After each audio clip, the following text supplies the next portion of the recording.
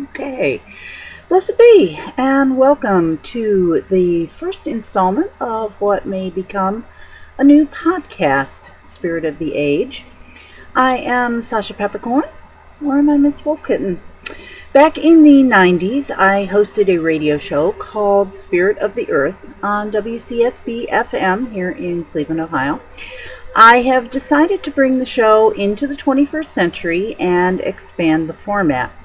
I'll be covering things like upcoming pagan holidays, folk customs, astrological influences, but also various events, cultural observations, life hacks, really anything that strikes my fancy.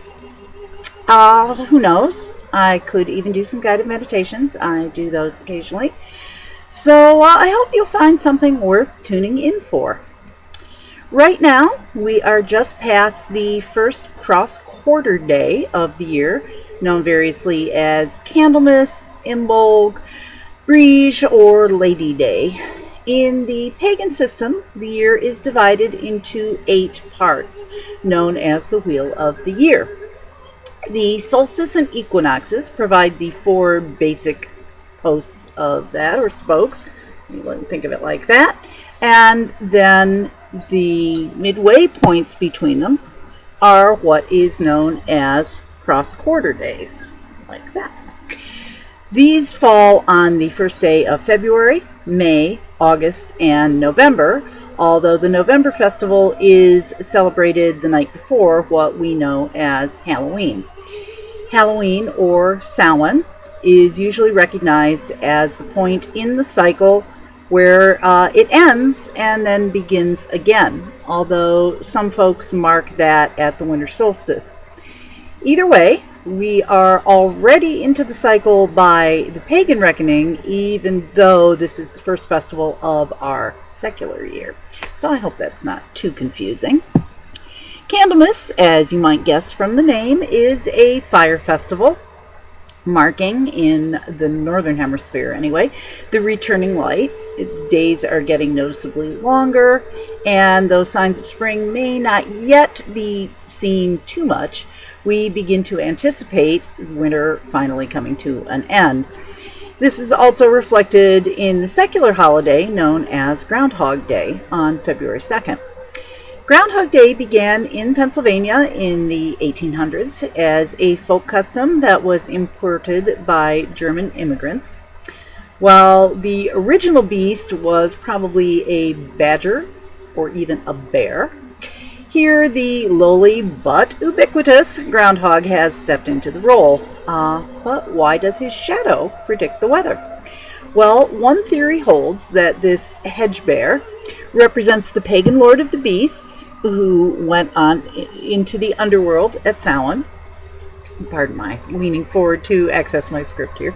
If he casts a shadow when he emerges, he's still mortal, and he has to go back and conquer death, which takes another 6 weeks. However, if he casts no shadow, that means that he has already beat death, and winter, or death, is banished until the following autumn. So that's why we want a cloudy day on Candlemas. If Candlemas Day be fair and bright, something's not quite right. That's not how it goes. I didn't memorize that verse. Now, whether due to El Nino or global warming, we have barely had any winter at all here in the Cleveland area this year. As I wrote this today, it was 63 degrees Fahrenheit outside, which breaks a record that has stood for over 125 years. So maybe the groundhogs are going to be right this year about spring coming early. It certainly already feels like late March outside, and that can take a bit of the edge of the current holiday off, as spring seems more nearly already here than something we're just looking forward to and hoping for. But be that as it may, this is a good time of year to start cleaning and clearing out the clutter, and hopefully you don't see too much behind me as far as clutter is concerned. And that can actually take internal forms as well as external. Although everybody thinks of New Year's resolutions as occurring back at the new year and already forgotten by now, this is still a good time to sort of purify, start a new cycle, and get things ready for the year ahead. And if you have a garden, now is the perfect time to figure out what you want to grow in the coming year and get your seeds started. So things like peppers, tomatoes, eggplants, etc., you really want to get those going now so that by the time it's warm enough to put plants in the ground, they've already gotten a good head start. I like to sprout my seeds first. I put them on a paper towel. I actually found leftover from last year. I haven't started them yet. But anyway, you can put them on a paper towel like this. I will actually write on, I don't think you can see it, but you make a little note of what seed is where so that you know, try and keep your varieties straight, particularly with things like peppers and tomatoes and eggplants where the seeds all look very much the same.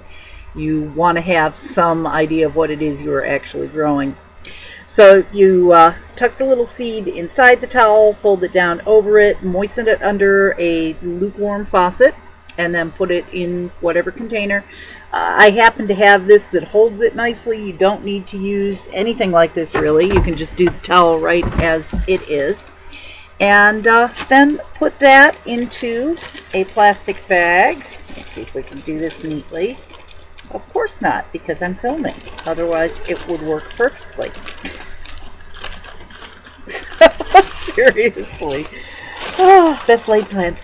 Okay, so slide it into the plastic bag. This one isn't quite long enough to give me anything at the end to close it up, which I would prefer, but it'll still work. And get that covered all up. Then where am I? I totally lost my place. Oh, the other thing is that you do this until they're sprouted. And check every couple of days, depends on the seed, but within 3 to 5 days, you should see a little tail starting to poke out from the seed casing. And once those are stretched out a little bit, then you can transfer them from the paper towel to some potting soil. I like to keep yogurt cups, little individual sized ones. Rinse them out when you're done eating, obviously, so they don't get nasty while you're saving them. But they're perfect for starting seedlings in. You can then use a toothpick or leftover incense stick. I often seem to have a lot of those laying around.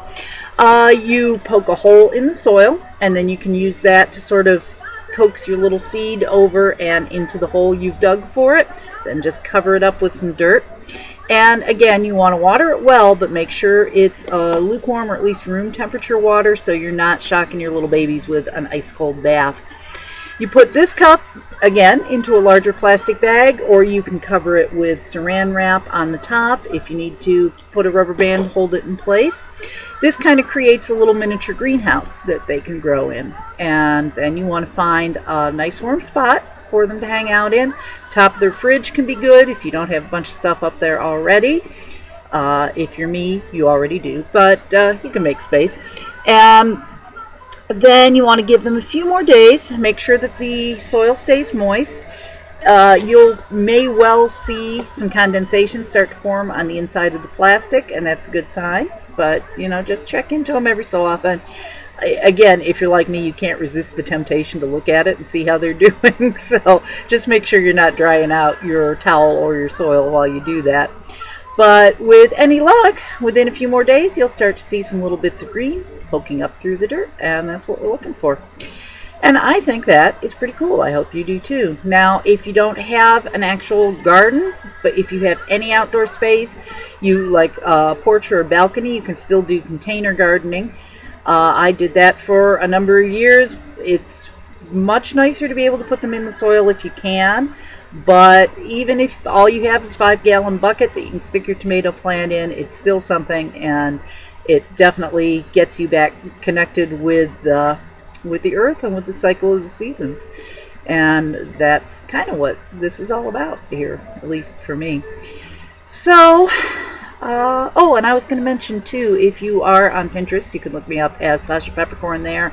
I've got a board called Good Earth Garden that has all kinds of things pinned for both planting a garden, ideas for dealing with container gardens. There's a great way of watering things where you take old plastic bottles and poke some holes in them, put that at the base of your container, and fill the soil on top of it so that when you water, it will actually create almost like a little lake underneath your garden or your container that the plants can suck up from, and they really enjoy that a lot. It's very helpful. I tried that method and would definitely recommend it again. So I think that's probably enough yakking for me for right now. I need to get running. I am costuming a brand new play about Michael Jackson that opens in 2 weeks by a local playwright here in Cleveland.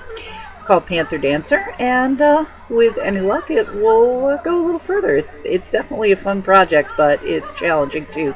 We have 5 different actors, about 50-some roles, and all 5 of them play Michael Jackson at various points. They're not all black.